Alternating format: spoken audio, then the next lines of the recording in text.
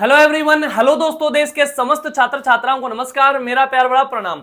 उम्मीद करता हूं आप सब बहुत बढ़िया होंगे, खुश होंगे, मस्त होंगे, स्वस्थ होंगे और अपने एग्जाम की तैयारी करने में व्यस्त होंगे, ऐसी उम्मीद मैं आपसे करता हूं। और मैं दीपक आप सभी का डीप लर्निंग पॉइंट के इस ऑफिशियल यूट्यूब चैनल पर तहे दिल से आप सभी का वेलकम कर रहा हूं, उसी उत्साह और उमंग के साथ आप सभी का स्वागत कर रहा हूं।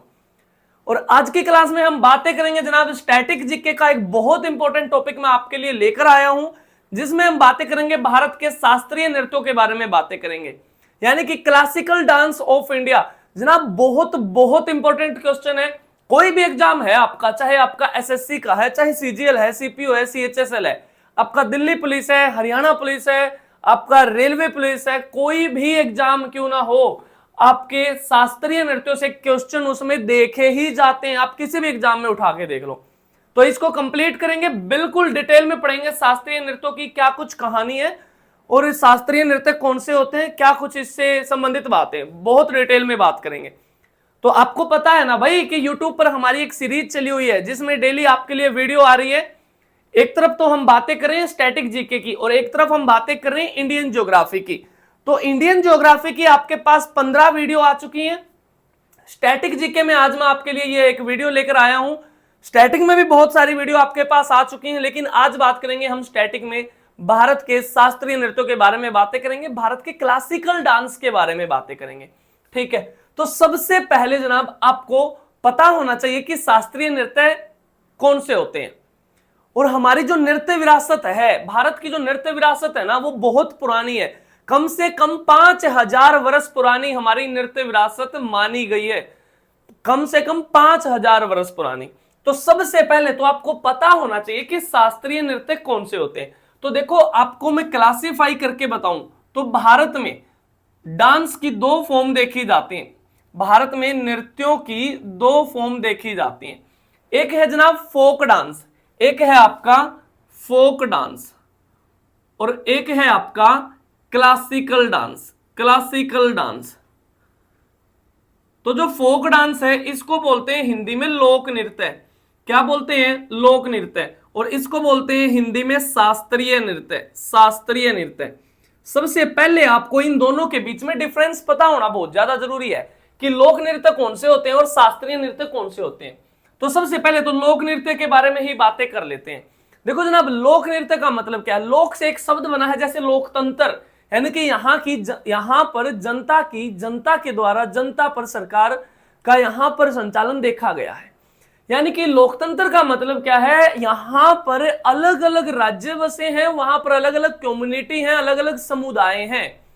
तो लोक नृत्य कौन से नृत्य हैं जनाब? वे नृत्य जो किसी न किसी विशेष समुदाय के द्वारा किए जाएं, जो किसी न किसी विशेष जाति के द्वारा किए जाएं, या जो किसी न किसी विशेष स्थान पर या किसी स्थान का कोई पारंपरिक नृत्य हो, क्या कहलाता है? आपका लोक नृत्य कहलाता है, आपका फोक डांस कहलाता है। जैसे कि मैं आपको एग्जांपल दूं कि जनाब असम में लोग बिहू नृत्य कर रहे हैं, असम में लोग बिहू कर रहे हैं, और आपके गुजरात के अंदर लोग, आपने देखा होगा ना तारक मेहता का उल्टा चश्मा, वहां पर गुजरात में लोग गरबा नृत्य कर रहे हैं, गरबा नृत्य कर रहे हैं।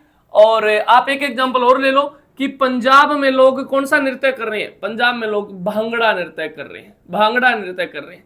समझ में आई ये बातें? यानी कि यहां पर आपने देखा अलग अलग स्थान हैं, अलग अलग समुदाय हैं, अलग अलग जातियां हैं। आपने देखा कि उधर असमी लोग कर रहे हैं असम में, इधर गुजराती लोग कर रहे हैं गुजरात में, उधर पंजाबी लोग कर रहे हैं पंजाब में भांगड़ा नृत्य। तो वे नृत्य जो किसी न किसी विशेष समुदाय के द्वारा, जाति के द्वारा या किसी अलग अलग स्थानों पर किए जाने वाले नृत्यों को क्या कहते हैं? हम फोक डांस कहलाते हैं, कहते हैं। अब यहां से आपको बातें समझ में आई होंगी कि सर एक बात बताओ, भारत में तो बहुत सारे स्थान हैं, बहुत सारी जातियां हैं, बहुत सारे समुदाय हैं, तो इसका मतलब यह है कि भारत के अंदर कितने फोक डांस होंगे? तो भारत के अंदर जनाब 2500 प्लस फोक डांस देखे गए हैं। 2500 प्लस फोक डांस भारत के अंदर पाए जाते हैं। बातें करेंगे फोक डांस पे भी अच्छे से, क्या कुछ कहानी उनकी भी जानेंगे। तो ये तो हो गए आपके फोक डांस। अब बातें आई सर क्लासिकल डांस कौन से हैं, शास्त्रीय नृत्य कौन से हैं? देखो नाम में ही मतलब छिपा है शास्त्रीय नृत्य, यानी कि वे नृत्य जो हमारे शास्त्रों में भी विद्यमान थे, जो हमारी धार्मिक किताबों में विद्यमान थे, या जो नृत्य देवी देवताओं को समर्पित है। आप लिख सकते हो वे नृत्य जो देवी देवताओं को समर्पित है, देवी देवताओं को समर्पित है, या आप कह सकते हो जो भगवानों को समर्पित हैं, भगवानों को समर्पित है, क्या कहलाते हैं? शास्त्रीय नृत्य कहलाते हैं, शास्त्रीय नृत्य कहलाते हैं। भगवानों को कैसे? भाई आपने पता होगा ना, भगवान शिव कौन सा नृत्य किया करते थे? तांडव नृत्य किया करते थे। यानी कि जो हमारी रिलीजियस बुक में जिनका वर्णन मिलता है वे कैसे नृत्य हैं? वे शास्त्रीय नृत्य कहलाते हैं। क्लियर है बातें? जो भगवानों को, देवी देवताओं को समर्पित है। अक्सर आपने देखा होगा शास्त्रीय नृत्यों की मुद्राएं या इनकी शैलियां, इनकी कलाएं दक्षिण भारत के मंदिरों में भी देखी जाती हैं। ठीक है बातें? तो मैंने बताई है ना आपको कि हमारी नृत्य विरासत बहुत पुरानी है। आपने हड़प्पा वैली सिविलाइजेशन को अगर पढ़ा है तो वहां पर जब खुदाई की गई तो देखा गया एक डांसिंग गर्ल स्टैचू मिली है, एक नाचती हुई लड़की की तस्वीर मिली है। हिमाचल प्रदेश के चंबा में भगवान शिव की नृत्य की कुछ मुद्राएं मिली हैं। तो इसका मतलब है कि हमारे भगवान भी नृत्य किया करते थे, जो देवी देवता हैं वो भी नृत्य किया करते थे। जो सीधी सी बात है कि शास्त्रों में जो नृत्य विद्यमान थे या भगवानों को जो समर्पित है वो क्या कहलाते हैं? शास्त्रीय नृत्य कहलाते हैं। क्लियर है बातें? या आप इसमें एक पॉइंट और लिख सकते हो, वे नृत्य जो गुरु शिष्य परंपरा को फॉलो करते हो, वे नृत्य जो गुरु शिष्य परंपरा को फॉलो करते हो वो भी क्या कहलाते हैं? शास्त्रीय नृत्य कहलाते हैं, फॉलो करते हो। अब बातें आई, इसमें और क्या डिफरेंस आप कह सकते हो? जनाब इसमें जो आपके फोक डांस है यहां पर अभ्यास की आवश्यकता कम होती है, यहां पर अभ्यास की आवश्यकता कम होती है, और यहां पर जनाब अभ्यास की आवश्यकता बहुत ज्यादा होती है, यहां पर अभ्यास की आवश्यकता बहुत ज्यादा होती है। जैसे कि मैं आपको एग्जांपल दूं, मान लो मैं आपसे कहूं कि मान लो आप ऑफलाइन में पढ़ रहे हो, मैं आपसे कहूं कि कोई भी आए और यहां पर भंगड़ा करके दिखाए, तो कोई भंगड़ा कैसे कर रहा है, कोई भंगड़ा कैसे कर रहा है, मैं भंगड़ा कैसे कर रहा हूं, यानी कि सबका भंगड़ा को करने का अलग अलग स्टाइल है।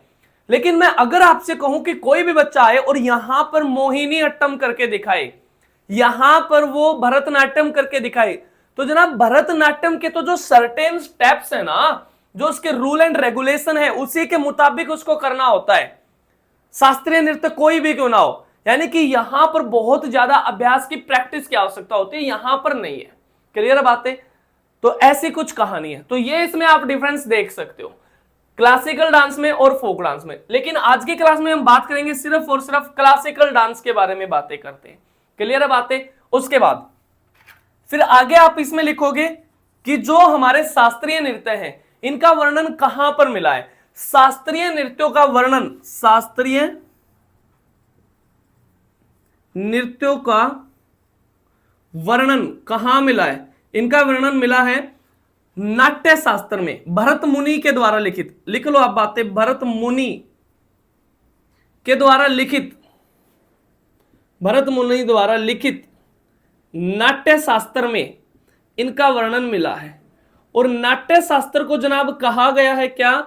पंचम वेद भी कहा गया है, पंचम वेद कहा गया है नाट्य शास्त्र को। और अगर आपसे पूछे कि इस किताब में वर्णन, इसके साथ साथ एक और किताब है इसमें भी मिला है, एक और है, यहां पर लिख देता हूं मैं, अभिनय दर्पण में भी इसका वर्णन मिला है। अभिनय दर्पण ये किसके द्वारा रचित है, किसके द्वारा लिखित है? ये है आपकी नंदीकेश्वर द्वारा, नंदीकेश्वर द्वारा, नंदीकेश्वर द्वारा रचित है।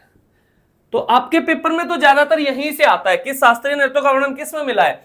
नाट्य शास्त्र में मिला है। नाट्य शास्त्र में, नाट्य शास्त्र को क्या कहा गया है? नाट्य शास्त्र को कहा गया है आपका पंचम वेद कहा गया है। किसके द्वारा लिखित है? भरत मुनि के द्वारा लिखित है। अब बातें आई, इस नाट्य शास्त्र के मुताबिक there are two aspects of classical dance. इसके दो पहलू माने गए हैं जनाब, दो बुनियादी पहलू माने गए हैं। एक है आपका लस्य, एक है आपका लस्य और एक है आपका तांडव।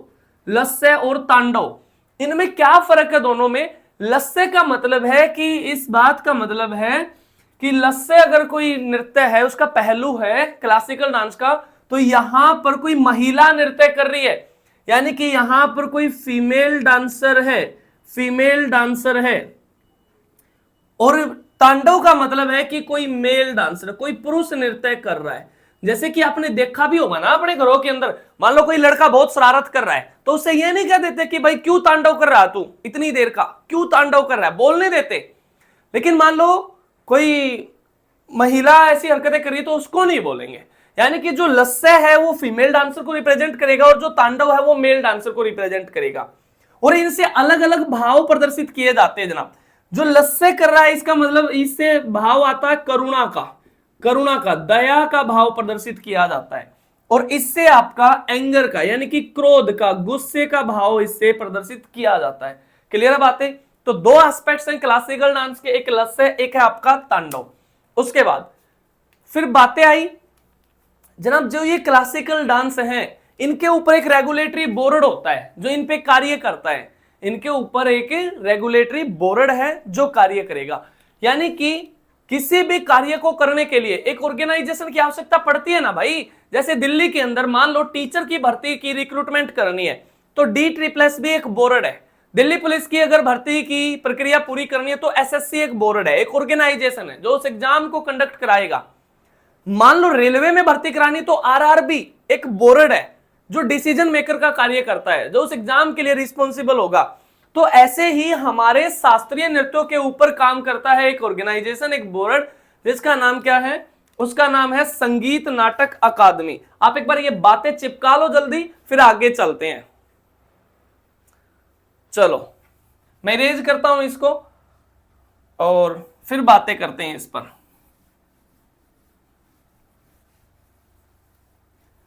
तो जो संगीत नाटक अकादमी है ना वो इसके ऊपर कार्य करती है। साथ के साथ ना लिखते चला करो आप चीजों को। जब अपने हाथ से आप अपने नोट्स बनाते चलोगे तभी जाके बात बनेगी।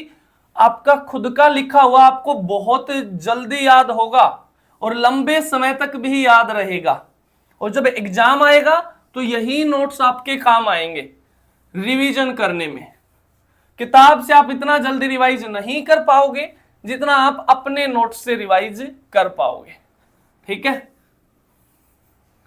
चलो जनाब अब बात करते हैं। संगीत नाटक अकादमी इसके ऊपर कार्य करती है। यहां से लिखता हूं मैं, संगीत नाटक अकादमी इसके ऊपर कार्य करती है, शास्त्रीय नृत्यों के ऊपर। सबसे पहले तो पूछता है आपसे इसकी स्थापना कब की गई, इसकी स्थापना कब की गई। इसकी स्थापना की गई जनाब 1953 में। इसका हेडक्वार्टर पूछता है आपसे कहां है, नई दिल्ली के अंदर इसका हेडक्वार्टर है, नई दिल्ली के अंदर हेडक्वार्टर है। जिसका क्या काम है, इसका काम है कि ये इन शास्त्रीय नृत्यों के ऊपर एक रेगुलेटरी बोर्ड है। क्या है ये? रेगुलेटरी बोर्ड है, रेगुलेटरी बोर्ड है, या आप कह सकते हो ये इन शास्त्रीय नृत्यों के ऊपर एक डिसीजन मेकर का कार्य करती है। किसका कार्य करती है? डिसीजन मेकर का कार्य करती है। यानी कि इसके पास अधिकार है किस नृत्य को शास्त्रीय नृत्यों की श्रेणी में रखा जाए और किस नृत्य को शास्त्रीय नृत्यों की श्रेणी से बाहर रखा जाए, इसके पास अथॉरिटी है। तो बातें आई ये किसके अधीन कार्य करती है। यानी कि एक पेरेंट ऑर्गेनाइजेशन होता है ना भाई किसी भी ऑर्गेनाइजेशन का, तो ये अधीन कार्य करती है किसके? Ministry of art and culture के अधीन कार्य करती है। Ministry of art and culture के अधीन ये कार्य करती है। तो बातें आई, यहां पर एक पर्सन बनेगा बहुत इंपॉर्टेंट कि संगीत नाटक अकादमी के मुताबिक कितने शास्त्रीय नृत्य है। भाई इसके मुताबिक तो 8 शास्त्रीय नृत्य हैं। कितने हैं? 8 शास्त्रीय नृत्य हैं, 8 शास्त्रीय नृत्य इसके मुताबिक। लेकिन ministry of art and culture ने एक डांस है, बहुत फेमस डांस है, उसको सेमी क्लासिकल डांस का दर्जा दिया हुआ है, और वो डांस है आपका छऊ। छऊ, छऊ जनाब, इसको कहा गया है semi classical dance, semi classical dance. और सेमी क्लासिकल डांस का मतलब क्या है? अर्ध शास्त्रीय नृत्य है ये। भारत का एकमात्र अर्ध शास्त्रीय नृत्य कौन सा है आपका? छऊ। छऊ कहां कहां का नृत्य है? छऊ है ना जनाब कई जगह किया जाता है। एक आपका है सरायकेला छऊ, सरायकेला छऊ झारखंड में किया जाता है। एक आपका पुरुलिया छऊ वेस्ट बंगाल में किया जाता है, और एक है आपका मयूरभंज छऊ, आपका उड़ीसा में किया जाता है। मयूरभंज ना डिस्ट्रिक्ट पड़ता है उड़ीसा के अंदर, जहां से आपकी हमारी राष्ट्रपति द्रौपदी मुर्मू बिलोंग करती हैं, ठीक है, मयूरभंज छऊ। हालांकि बिहार में भी किया जाता है। तो छऊ की कुछ ऐसी कहानी है कि छऊ को है ना 2010 में, छऊ को 2010 में यूनेस्को में शामिल किया गया था। किसमें शामिल किया गया था? यूनेस्को में। यूनेस्को क्या है? यूएनओ की एक एजेंसी है, ठीक है। विश्व धरोहर स्थल में इंटेंजिबल साइट में शामिल है छऊ। छऊ को भी 2010 में शामिल किया गया था, और 2010 में ही राजस्थान का एक फोक डांस है जनाब कालबेलिया। कालबेलिया को भी सन 2010 के अंदर यूनेस्को में शामिल किया गया था। लेकिन संगीत नाटक अकादमी ने इसको क्लासिकल डांस का दर्जा नहीं दिया है। किसने दिया है? Ministry of art and culture ने। क्लियर है बातें? तो आपसे पूछ सकता है कि भारत में कितने अर्धशास्त्रीय नृत्य हैं? एक है। किसके मुताबिक? Ministry of art and culture के मुताबिक। चलो अब बातें आई कि जो 8 शास्त्रीय नृत्य हैं वे कौन से हैं, उसके बारे में बातें करते हैं। देखो मैं मैप के अकॉर्डिंग लिख देता हूं, मैं यहां पर मैप बना लेता हूं भारत का, जो जिस राज्य का होगा वहां पर मैं उसको लोकेट कर दूंगा, बड़ी आसानी से याद रख पाओगे आप। मैंने आपको पहली क्लास में बताया है कि कंप्लीट तो ज्योग्राफी और लगभग 80% तक स्टैटिक जीके हम मैप से ही कवर करेंगे जनाब।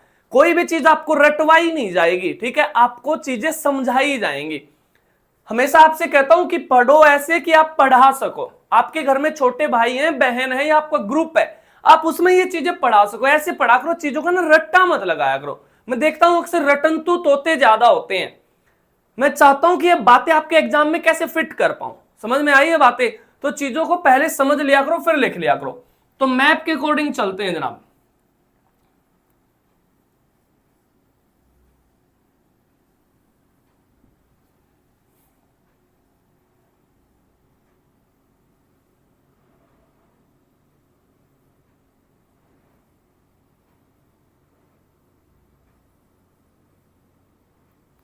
चलो अब इसमें लोकेट करते हैं। 8 शास्त्रीय नृत्य मैंने आपको बताए हैं। सबसे पहले लिखेंगे, यहां पर राज्य है आपका उत्तर प्रदेश, उत्तर प्रदेश, और इसका मैं नृत्य यहां पर लिखता हूं कथक। कथक, कथक कहां का है? उत्तर प्रदेश का है। कथक कहां का है? उत्तर प्रदेश का है, उत्तर प्रदेश का है। इनको याद करने की कुछ थोड़ी सी ट्रिक इनसे रिलेट कर पाएंगे, वो मैं बताऊंगा। उसके बाद फिर यहां का नृत्य जनाब मणिपुर का है, मणिपुरी। यहां लिख देता हूं मणिपुरी। बहुत सिंपल है आपका। यहां का नृत्य असम का सतारिया, सतारिया, सतारिया, और सतारिया है आपका असम का, असम का। और उसके बाद यहां का नृत्य जनाब बहुत फेमस ओडिसी, ओडिसी, ओडिसी कहां का होगा? उड़ीसा का ही होगा, सिंपल सी बातें। उसके बाद फिर यहां का नृत्य है जनाब, यहां लिख देता हूं मैं आंध्र प्रदेश का नृत्य है आपका कुचिपुड़ी। कुचिपुड़ी, कुचिपुड़ी कहां का है? आंध्र प्रदेश का, आंध्र प्रदेश का। उसके बाद फिर यहां का है भरतनाट्यम, भरतनाट्यम, भरतनाट्यम। ये कहां का है जनाब? ये है तमिलनाडु का। कहां का है? तमिलनाडु का। उसके बाद फिर यहां के नृत्य है केरल के, 2 नृत्य हैं केरल के। एक है आपका कथकली, यहां लिख देता हूं थोड़ा सा ऊपर, कथकली, और एक है आपका मोहिनी अट्टम, मोहिनी अट्टम। दक्षिण में नृत्य को अट्टम अट्टम बोलते हैं, आप देख रहे होंगे, भरतनाट्यम, मोहिनी अट्टम, ठीक है। और ये दोनों ही नृत्य कहां के हैं? ये हैं आपके केरला के, ये हैं आपके केरला के, ठीक है, दोनों ही नृत्य। तो ये मैप के अकॉर्डिंग मैंने लिख दिए हैं। आप देख रहे होंगे कितने हो गए? 8 हो गए हैं पूरे। कथक हो गया है 1, असम हो गया है, असम का सतारिया 2, मणिपुरी 3, ओडिसी 4, कुचिपुड़ी 5 है, भरतनाट्यम 6 है, कथकली आपका 7 है, और मोहिनी अट्टम का 8 है। तो 8 शास्त्रीय नृत्य हैं। यानी कि इस बात का मतलब यह है, आप कह सकते हो वे नृत्य जो संगीत नाटक अकादमी के द्वारा मान्यता प्राप्त हैं शास्त्रीय नृत्य कहलाते हैं। ऐसे भी कह सकते हो, इसके पास अथॉरिटी है, इसके पास अधिकार है किसी भी नृत्य को क्लासिकल डांस की श्रेणी में रखे या उसको बाहर करे। यानी कि आप सिंपल से भाषा में एक बात और जोड़ सकते हो कि भारत सरकार के द्वारा मान्यता प्राप्त नृत्य क्या कहलाते हैं? शास्त्रीय नृत्य कहलाते हैं, क्लासिकल डांस, क्योंकि ये ministry of art and culture के अधीन कार्य करती है, कला और संस्कृति मंत्रालय के अधीन कार्य करता है, जो एक संवैधानिक निकाय है। क्लियर है बातें? चलो अब बातें आई सर इनको कैसे याद रखेंगे। बड़ी सिंपल सी कहानी है जनाब। देखो इनके बारे में ना अलग अलग भी बातें करेंगे, एक एक के बारे में बातें करेंगे, कथक के बारे में अलग से बातें करेंगे या सतारिया के बारे में एक एक पे बातें करेंगे, उस पर अलग अलग वीडियो में लेकर आऊंगा। अब इसी वीडियो में सभी पे बातें कर लेंगे ना तो वीडियो बहुत लंबी हो जाएगी। तो ये तो बेसिक सी जानकारी है इसके बारे में, इन सब पे भी बातें करेंगे। चलो क्या कहानी है सुनेंगे बातें। तो कथक के बारे में सबसे पहले बात करते हैं। देखो कथक कहां का है? उत्तर प्रदेश का है। तो देखो 3.5 अक्षर का शब्द है कथक, 3.5 अक्षर का शब्द है कथक और 3.5 अक्षर का शब्द है उत्तर। तो कथक से उत्तर थोड़ा सा रिलेट कर लोगे, 3 का कहो या 3.5 का कहो, वैसे 3.5 के हैं दोनों। 3.5 अक्षर का शब्द है कथक और 3.5 अक्षर का शब्द है उत्तर, और आधा तय इसमें भी है और आधा तय इसमें भी है, यानी कि आप थोड़ा सा रिलेट कर पाओगे, कथक को उत्तर प्रदेश से रिलेट कर पाओगे। क्लियर है बातें? उसके बाद देखो मणिपुरी कहां का होगा? मणिपुर का होगा, बड़ी सिंपल सी कहानी है। मणिपुरी कहां का है? मणिपुर का होगा। ओडिसी कहां का होगा? ओडिशा का होगा। कभी नहीं बोलोगे तो बहुत सिंपल है। बातें आई कुचिपुड़ी कहां का है? कुचिपुड़ी जनाब आंध्र प्रदेश का है। इसको कैसे याद रखोगे? इसको ऐसे याद रख लेना, आंध्र प्रदेश से आपने आंध्र से एक शब्द याद रखना है, अंधे व्यक्ति को। किसी बेचारे अंधे व्यक्ति को कच्ची पूड़ी खिला दी। किसी बेचारे अंधे व्यक्ति को कैसी पूड़ी खिला दी? कच्ची पूड़ी। कच्ची पूड़ी से याद रखेंगे कुचिपुड़ी, तो आंधे से याद रखोगे, अंधे व्यक्ति से आंध्र प्रदेश। तो किसी बेचारे अंधे व्यक्ति को कच्ची पूड़ी खिला दी, याद रखोगे बातें। चलो उसके बाद कहानी क्या जनाब? भरतनाट्यम कहां का है? तमिलनाडु का। आप ऐसे याद रखेंगे भरत भरत भरत, और तमिलनाडु में अगर आप थोड़ा सा इमेजिन कर पाओ तो यहां पर एक शब्द छिपा है मिलना। मिलना, अगर आगे से तय को हटा दो और पीछे से डू को हटा दो तो इसमें एक शब्द छिपा है मिलना। तो एक बात बताओ जनाब, आज के इस कलयुग के दौर में भरत जैसा भाई मिलना नामुमकिन है। भरत जैसा भाई मिलना नामुमकिन है। भाई वो भरत थे ना भगवान श्री राम के भाई, जो उनको जंगल में लेने गए थे। फिर राम ने भी अपने पिताजी का वचन नहीं तोड़ा था और भरत फिर वापस आए थे उनकी चरण पादुकाएं लेकर। जब ये गाना चलता कि राम भक्त ले चला रे राम की निशानी, शीश पर खड़ाऊं और अखियों में पानी, और वह वापस आ गए थे अयोध्या श्री राम जी की चरण पादुकाएं लेके, और वो सिंहासन पर रख दी थी और खुद उस सिंहासन पर नहीं बैठे, उससे दूर कोई कुटिया बना के वहां पर रहे जब तक श्री राम वापस लौट के नहीं आए। तो एक बात बताओ, भरत जैसा भाई मिलना नामुमकिन है। तो भरत से भरतनाट्यम मिलना से छिपा है तमिलनाडु में। या ऐसे याद रखोगे, भरत से भरत और मिलना से आप शब्द लिख लेना मिलाप, भरत मिलाप, भरत मिलाप, ऐसे भी याद रख सकते हो आप, भरत मिलाप। ठीक है। उसके बाद बातें आई केरल की। केरल की क्या कहानी है जनाब? केरल की ऐसी कहानी है, देखो कैसे केरल है, कैसे कथकली है, कैसे केरल कैसे कली, कैसे केरल कैसे कली, 2-3 बार बोलोगे याद हो जाएंगे चीजें। बड़ी सिंपल सी कहानी है, कैसे कथकली कैसे केरल। मोहिनी अट्टम जनाब, मोहिनी नाम की कोई लड़की है, मोहिनी नाम की कोई लड़की है और करेले का सेवन बहुत ज्यादा करती है। मोहिनी नाम की कोई लड़की है, करेले का सेवन बहुत ज्यादा करती है। तो केरल के 2 शास्त्रीय नृत्य हैं, कथकली और मोहिनी अट्टम। एकमात्र ऐसा राज्य भारत का जहां पर 2 शास्त्रीय नृत्य हैं, एक कथकली एक मोहिनी अट्टम। एक बच गया जनाब आपका सतारिया। सतारिया, सतारिया कहां का है? असम का। कैसे याद रखोगे? एक बात बताओ, सतारिया से एक शब्द नहीं याद रख लोगे आप? सितारे याद रख लोगे ना, सितारे। और सितारे कहां खिलते हैं? आसमान में खिलते हैं। कहां पर खिलते हैं? आसमान में खिलते हैं सितारे।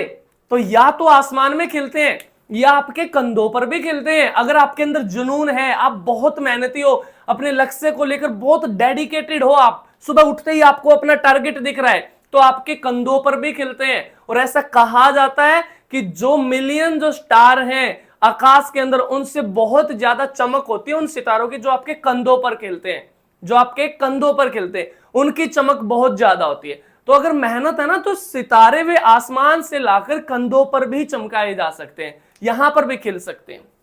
तो सिंपल सी कहानी बताइए, फिर से देख लो एक बार, अलग अलग से तो बातें करेंगे ही।